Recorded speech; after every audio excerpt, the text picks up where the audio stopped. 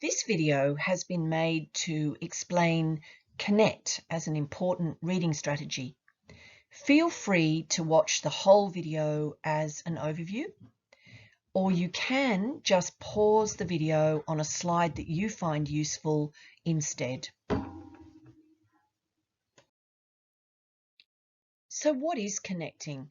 Connecting is making links. And why is connecting so important? Connecting is a really active process. It opens our hearts, it builds our empathy, and it builds our wisdom. And there are actually three types of connections that we make when we read a book or when we watch a film.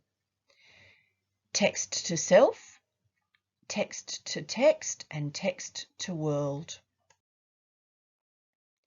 So when we connect a book to ourselves, we start off thinking about what we already know about this. So we work out what do we know, and we work out how it connects to us. We also have an opinion on what we're reading, and we work out whether it's like things that happen in our own lives. And so we might say, I have a text-to-self connection. When I taught children in kindergarten, they used to do a chant called "Connecting is all about me. What do I know? What do I feel?" Text-to-text connections are when you've read something and you think, yeah, I've read something just like that somewhere else. Maybe it's another version of a fairy tale, or maybe you know that you've read another book in the series, or maybe you realize that you've read another book in the same genre. Yeah, this is another adventure story. Or perhaps you remember that you've read another book about spiders. So whatever it is, when you make text-to-text connections, you're realizing that you have read something similar before. And so you might say, I have a text-to-text connection, and then you might go ahead and say just what it is. And text-to-world connections are about realizing that something you've just been reading is something that you've heard about before on the news, or maybe it's been happening in a time in history, or maybe it's been happening in another part of the world. And so you can say, I have a text-to-world connection. Now, one of the greatest things to do when you've been doing a bit of reading is to use a reading journal, particularly for fiction.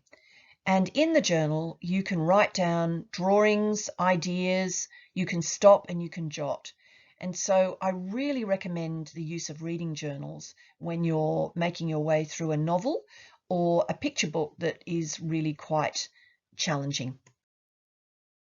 So of course you can do some drawings and write down some ideas about key symbols or themes in the book. You can stop and jot as you actually read your novel. You can stop and jot on sticky notes, and then you can actually place those notes in your journal later. One of my absolutely favourite things for a reading journal is to do a double entry journal where you have the left page or the left column has quotes from the book, and the right page or the right column on your page is where you put your reactions. So here's an example of a double entry journal where on the left you can see there are some quotes from the text, and on the right you can see a reader thinking about the connections that that reader is making. This is from some work that I did with some Year 5 students using Molly and Pim and the Millions of Stars. And I just asked them to write down any quotes that really meant a lot to them. And you can see that in this double entry journal, basically on the left-hand side, there's the quote that meant a lot. And on the right-hand side, there's the reason, the connection that meant a lot to that student. And here is another example of a double entry journal, just so you realise that the quotes don't have to be very long. They can be quite short and you can still make a deep connection. So here's another example from a double entry journal. Similarly, it was made for the same book. I really recommend double entry journals. I think they're just wonderful ways of making connection. Now, the interesting thing is that double entry journals are most often used, actually, with factual texts.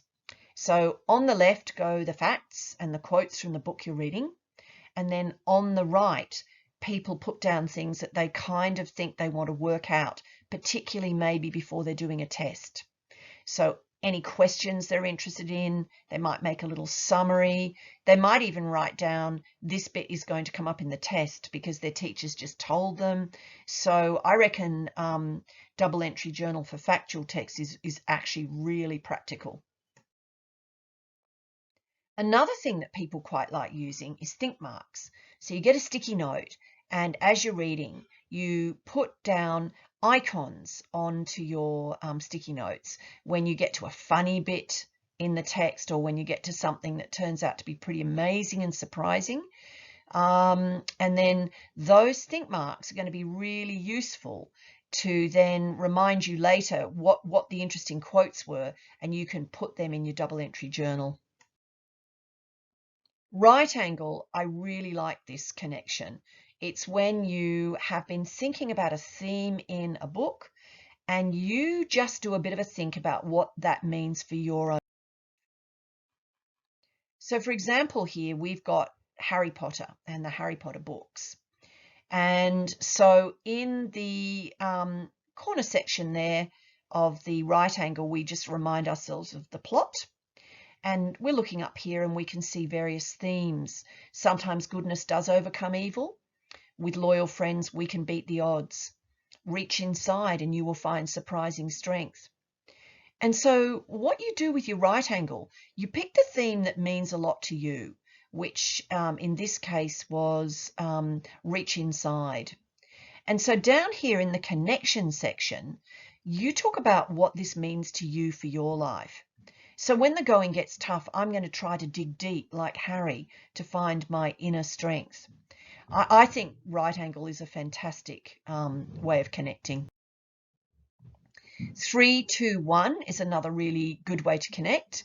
It's just after you've been reading, you put down 3 things you learned, 2 interesting facts, and 1 question that you still have. So we've done a bit of a look at the different ways that we can connect with texts. We've talked about text to self connections. We've talked about text to text, and we've talked about text to world. And I've really recommended the use of a reading journal for fiction, and I've really recommended within your reading journal to use the double entry journal approach. And this is also useful with factual texts. So as a writer, what are you going to be doing about building connections with your reader? So it's important to think about having characters, problems, issues, relationships and themes that your readers can really connect to.